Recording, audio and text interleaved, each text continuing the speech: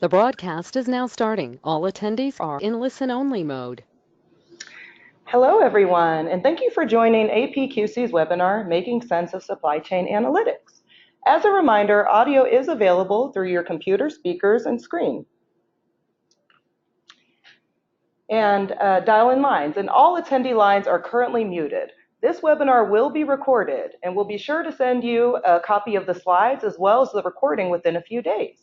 For now, I'd like to take a moment to pass the webinar off to our Supply Chain Management Senior Principal Research Lead, Marisa Brown. Thank you so much, Anna. So today I want to take a look at supply chain analytics. And I'm going to share with you results from some research that APQC is conducting and has very recently been wrapping up. So first we'll take a look at how the supply chain analytics landscape is evolving. What's going on inside organizations as well as outside organizations that's shaping this critical function. Then we'll take a look at how organizations are applying advanced analytics today, and then understand how they're evaluating their data and analytics efforts. So whether you're a seasoned analytics professional or a newbie, I'm hoping that there's something for you in today's webinar. It's going to be interactive, and we'll have 2 polls throughout, so I hope that you pay attention and share your opinion when we ask. But first, let's take a look at some macro trends to provide some context for our supply chain analytics research.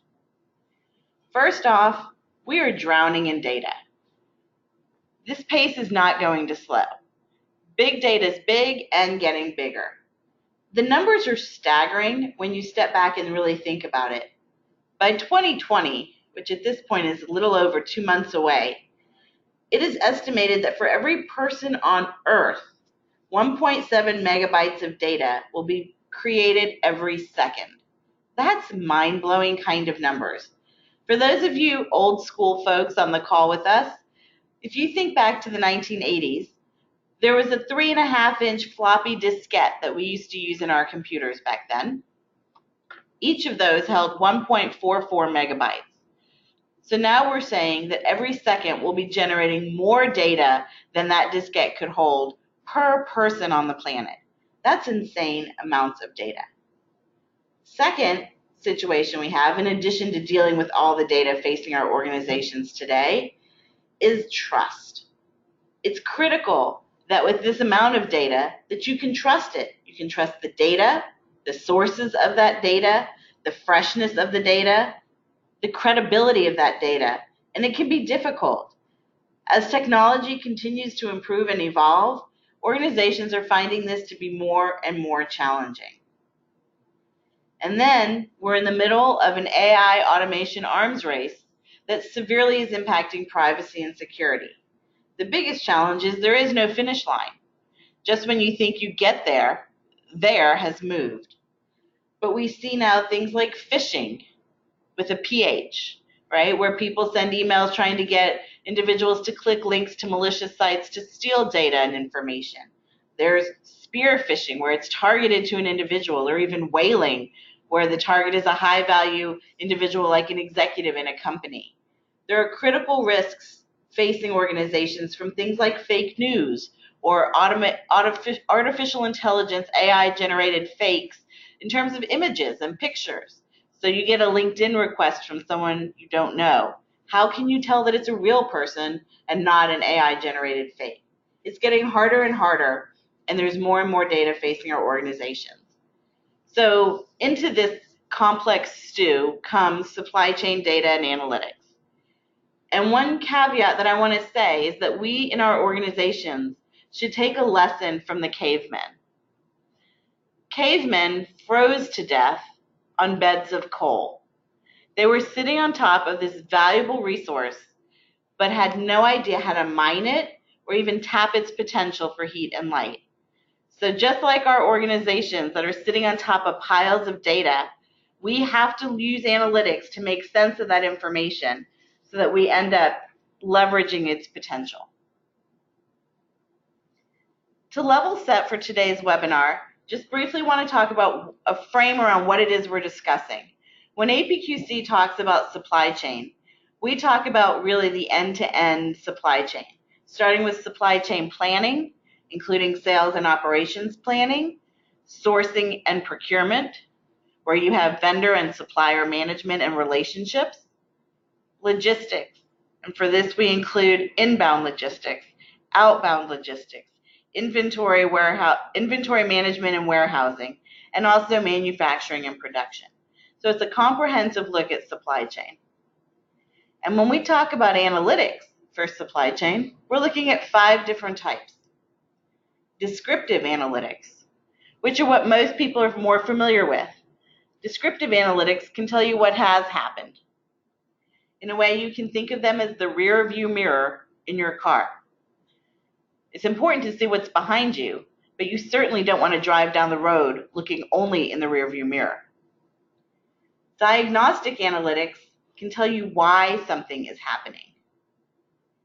Predictive analytics is more future-oriented, what will happen, predicting the future. Prescriptive analytics tell what should be done. And then we've got cognitive, which uses machine learning to tell what should or could be done. Not surprisingly, descriptive is the most commonly used type of analytics, and cognitive is the least, at least for today. So now let's look at the results from APQC's research about how the data and analytics landscape is evolving. But before we take a look at some of our data, I'd like to get to know you all better. Let's see a little bit about who is on the call with us today. So please use your mouse and keyboard to pick one of the answers from our poll. Where are you and your organization on your analytics journey? Are you just learning more about the topic? Are you setting up a program? Are you working on pilot projects? Or do you already have a well-established supply chain analytics program? So I'll wait just a minute and give everyone a chance to click one of these that best describes your organization's current situation when it comes to supply chain analytics. And don't forget to use your keyboard and mouse to share your opinion on this, and this will help me know how to craft my comments for the rest of this presentation. All right, well, we're going to go ahead and close the poll.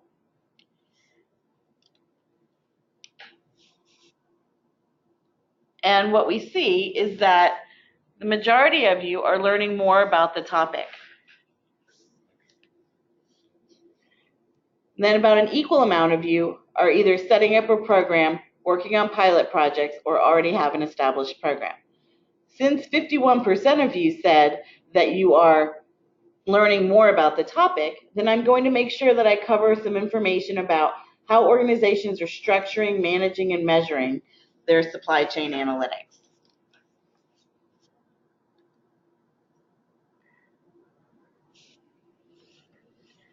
First up, analytics structures. So in 2016, APQC surveyed organizations on their supply chain analytics, and we did it again this year in 2019. And we see some interesting movement over the past 3 years. First off, we see that almost 18% more organizations have actually implemented a formal analytics program or structure.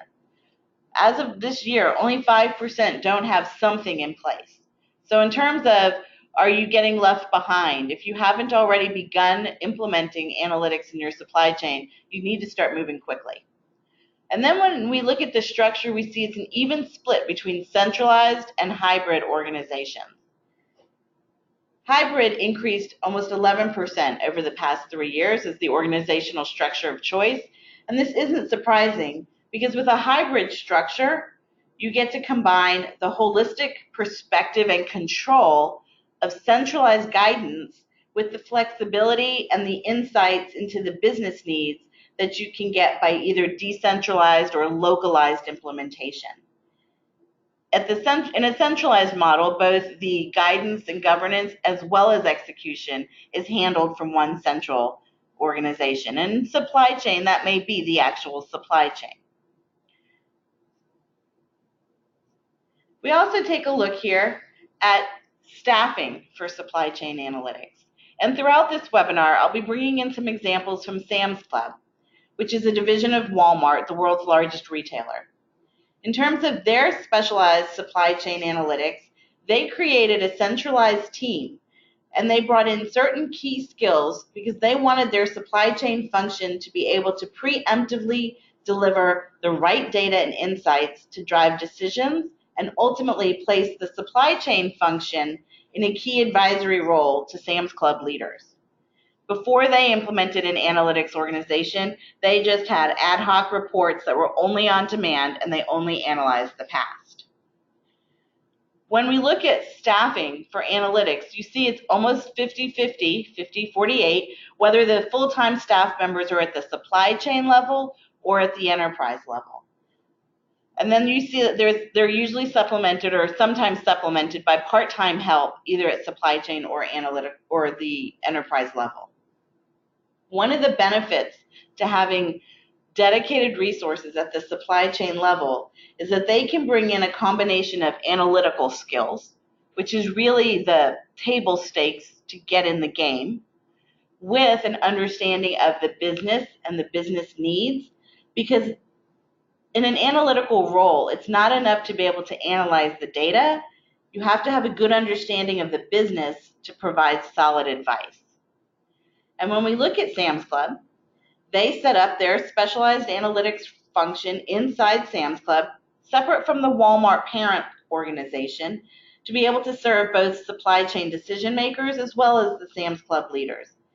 In addition to balancing technical skills with business acumen, they layered on a knowledge of supply chain and supply chain expertise, so that then their analytics experts could understand the data, the business context, and the larger supply chain model around it. But one important point I want to note is that they spent the first 6 months when they established their organization understanding the business holistically and documenting the analytical approaches, methodology, and practices they were going to use. And Mohammed Budham, who I spoke with at Sam's Club, said this: people have to spend the right time in building the foundation so that the team is not defined by the members of the team. It's instead defined by its methodology and processes. It's important to not rush things when starting a new analytics team.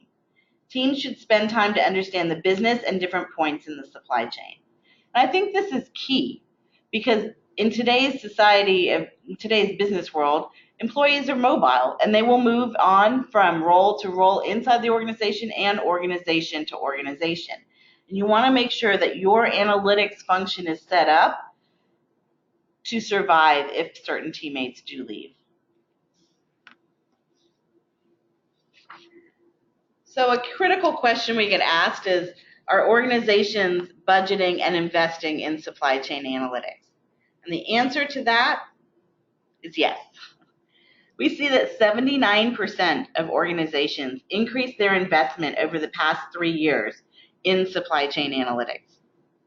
And we see that where this investment is going in large part is people and the technology. And we see that in some cases, people have outpaced the technology in terms of the investment.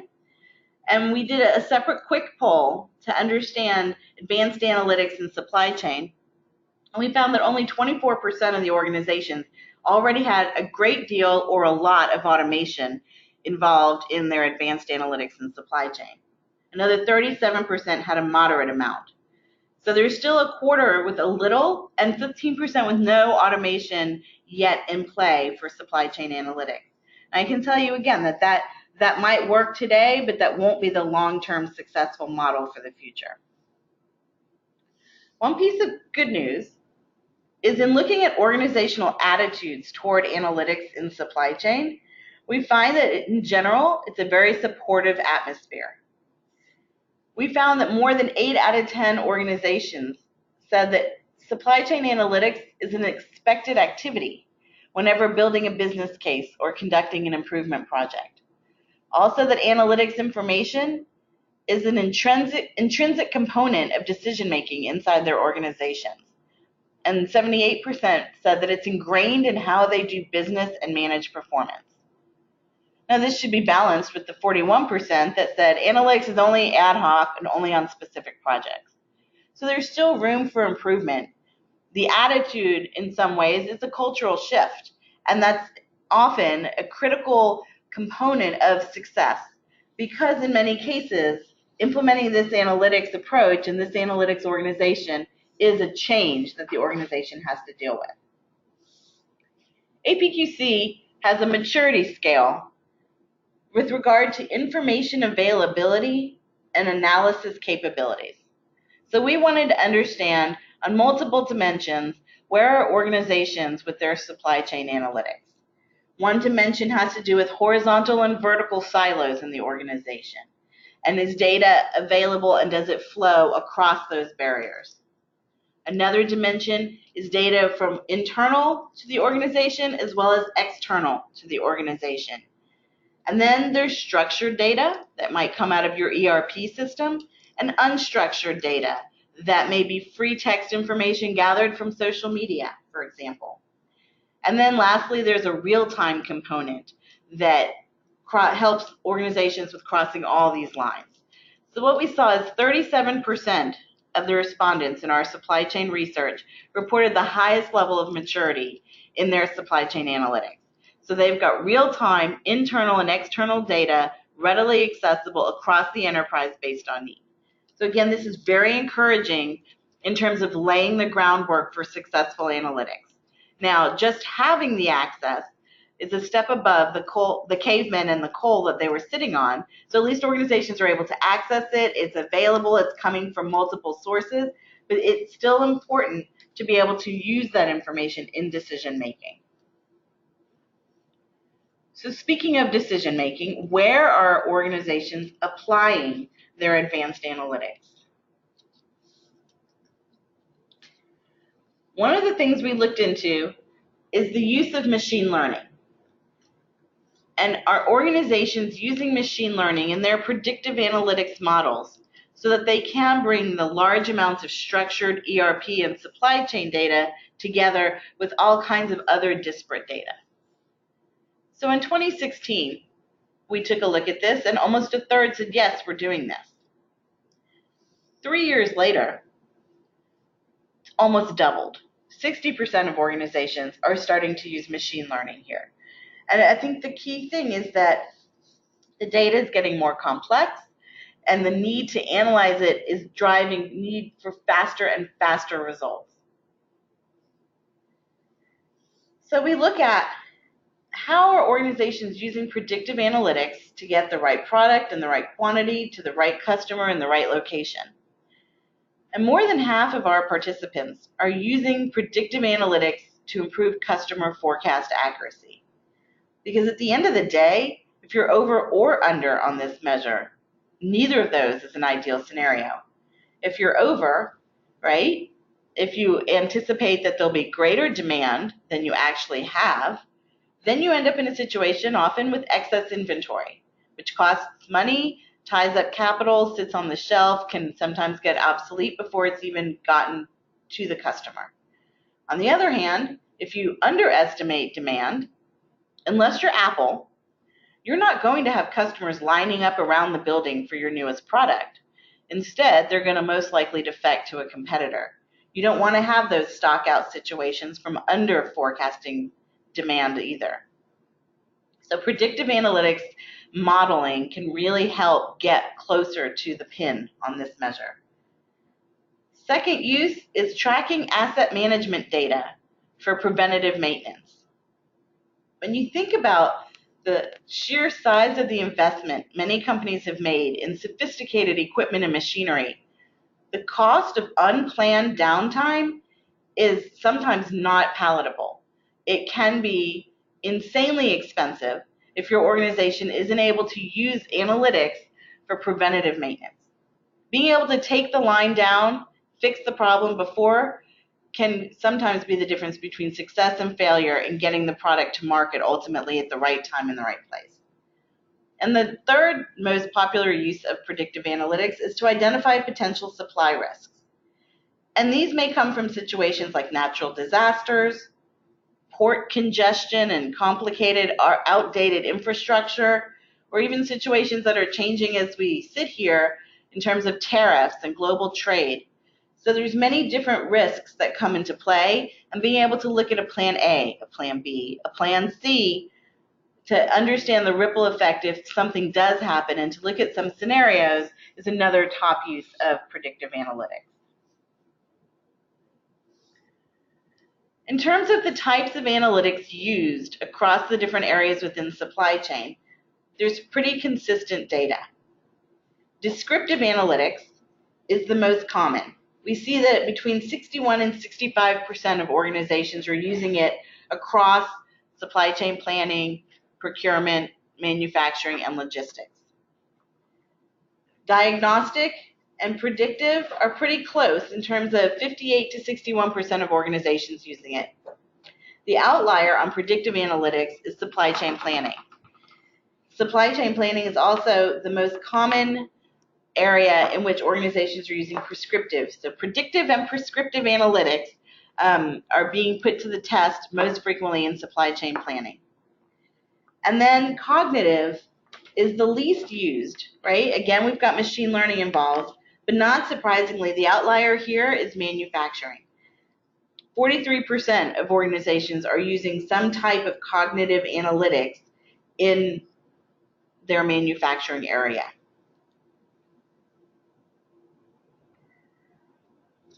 So APQC looked at how are organizations using analytics across various supply chain activities and to deal with various challenges.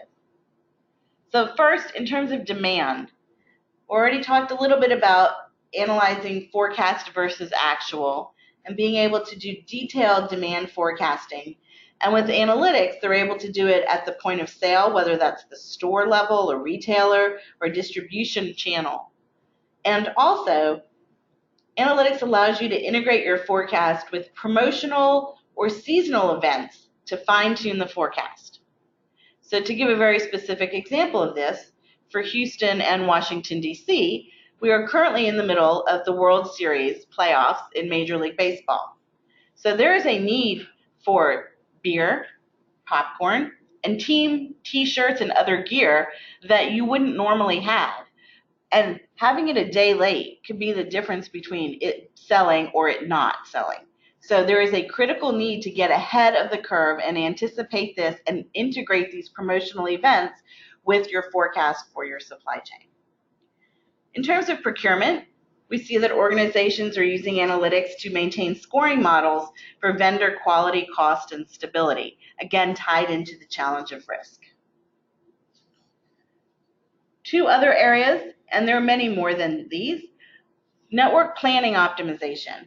Here's where analytics can help an organization identify the number of physical plants, whether for manufacturing or warehousing, and optimize the flow paths to fulfill different segments of customer demand at the lowest total cost. When it comes to finished inventory optimization, organizations reported that they're using analytics for recommending safety stock level to avoid that situation of stockouts where they're unable to produce and deliver the finished goods in sufficient quantity, to optimize the inventory, and also to be able to segment inventory for tailored and customized fulfillment strategies. The inventory optimization challenge is often referred to as this asset versus service trade-off. You need enough asset, enough inventory to be able to service your customers. Too much of it costs too much money. You're going to hear from the finance side of the house. Not enough of it means that you're going to hear from your customers. So trying to find that happy medium is critical. So how are organizations evaluating their data and analytics efforts? So first question I want to ask you guys is, when you think about your organization's efforts in analytics, and I recognize that about half of you are just now learning about what's going on with supply chain analytics, but how effective, for those of you who do have it in place, how effective would you say it is? Again, please use your keyboard and mouse to pick very effective or effective, average, or ineffective, very ineffective. So we'll take just a moment to allow you to record your answers here, and then I'll show you what we found in our research. All right, so take just another moment here for you to evaluate the effectiveness of your supply chain analytics efforts in terms of solving strategic supply chain challenges. All right, we're going to close the poll and show you guys the results here. And what we see is that the majority of you feel that it's just average. A little bit of a not great, not terrible, just sort of in the middle. So when we looked at this in 2016, our research participants kind of mirrored the responses we just saw today. 33% said they were effective or very effective, 44% in the middle, and 23% very ineffective or ineffective. In 2019, we saw a big improvement, with 2/3 of the organizations in our research indicating that their organization was very effective or effective in terms of their supply chain analytics, helping to solve some of these big challenges. So what I want to do is tell you some of the enablers for that success and some of the barriers that these organizations encountered. So top enablers: articulating the value proposition and being able to interpret the results and visualize it, IT support. And then in the middle, you see data availability and quality, and then the right technology and tools in place. And those are in a different color because those are also two of the top barriers that organizations had. In addition to those, there was finding the financial and people resources, getting buy-in and approval from executives, and maintaining momentum. But as far as the green box on technology and tools and the periwinkle box on data availability and quality, with those in place, those become enablers of your success. But without those are barriers.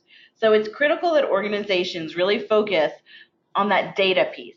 Back to Sam's Club, they spent about 18 months right after they started really understanding every data point available to them in the organization's data model so that they could then make sure that the quality and the availability were there for them to be able to serve their customers. And the technology and tools, without them, good luck with meeting today's demands. With them, it's not enough. Just having them is not enough. You can't just only have the tools and technology. You have to have that data and quality data. So one of the things that we looked at was confidence in that data. Remember, one of the early trends I said we're dealing with is trust crises. You don't know who's on the other end of that computer on the internet. Well, one happy thing to report is that we see 10 times more organizations saying they're completely confident in their supply chain data. But if you look at the fine print, it went from 2% to 20%. So that means only 1 in 5 organizations are completely confident in their supply chain data. Yet another opportunity for improvement. So having confidence is key, as is access to that data. And we're increasingly seeing 64% of organizations are very satisfied or satisfied with their ability to access their critical supply chain data. Again, if you can't get to it, it's that bed of coal underground that you can't use. So then, what are the measures that organizations are using? One thing I want to point out, that if you only look at financial or business results, you're going to miss some of the leading indicators of the health of your analytics efforts. So here you see we've got engagement measures. Are people using the analytics? And then we look at repeat business as well as new business. So again, toward maintaining that momentum, are people just asking for help once and going away, or are they coming back repeatedly? And of course, business performance is important. Understanding what your supply chain analytics can contribute to the bottom line is key. And just a comment from our friends at Sam's Club, when they knew they were a success was when they said, we are already at the point where the organization is coming to us with business problems rather than data requests. This allows us to conduct a deeper analysis and provide more information than they may have thought was available. So ensuring that the model is accurate, based on data that you understand and can evaluate effectively, is critical toward measuring success. So just to wrap it up, as we look toward the horizon, sometimes organizations focus too far in the distance on those hazy mountains that they can't really see around that next big bend in the road. Instead, APQC recommends you frame it toward the next 12 months. What can you do when you scope the conversation that way as you move in for many organizations into the budgeting cycle now to ensure that your organization is building a strong foundation to drive down the road, not just looking in the rearview mirror, but with predictive analytics and prescriptive analytics looking forward as well? So we see organizations are increasing their investments in supply chain analytics and improving their execution on those analytics. We recommend organizations balance centralized governance with decentralized and local resources and execution. You need to find the right mix of measures to get a holistic view. And culture matters, ensuring that behaviors match up with actions and beliefs. And then consider supply chain planning as a key area for piloting or applying advanced analytics. With that, Anna, I'll turn it back over to you. Well, thank you so much, Marisa. That was a wonderful presentation. Feel free to contact us with any questions regarding this webinar or supply chain in general. And I just want to let everyone know that you will receive a copy of the slides as well as today's presentation recording within a few days. We'd like to encourage you to connect with us on social media. Please look out for a follow-up email. We have quite a few questions. We'll be sure to answer them in a follow-up email. We'll also send you some related resources that are directly related to today's webinar. So again, I'd like to thank everyone for participating in the polls and attending today's webinar, and we wish you a great rest of your day. And we got a few comments saying, go Astros. Thank you, guys. Our fingers are crossed. Have a good one. Thanks, everyone. Bye-bye.